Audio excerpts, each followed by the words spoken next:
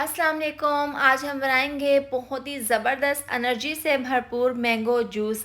बग़ैर किसी केमिकल के, बग़ैर किसी कलर के बहुत ही ज़बरदस्त टेस्टफुल ये मैंगो जूस घर पर बनाकर तैयार करेंगे। आप बाज़ार से महंगे तरीन मैंगो जूस लेना बंद करें और घर पर साफ़ सुथरे तरीके से ये मैंगो जूस बनाकर तैयार करें। तो चलिए बनाना शुरू करते हैं। यहाँ पर मेरे पास बड़े साइज़ का एक मैंगो था जिसका मैंने इस तरह से क्यूब्स में कट कर लिए हैं। अब इस तरह से हम ये तमाम पीसेस मैंगो के डाल देंगे ब्लेंडर जग में। इस तरह से डालने के बाद अब इसके अंदर हम डाल देंगे चीनी। आप अगर मीठा ज़्यादा पसंद करते हैं तो चीनी आप अपने टेस्ट के हिसाब से ज़्यादा डाल दें। अब आधा कप चीनी डालने के बाद इसके अंदर हम आइस क्यूब डाल देंगे।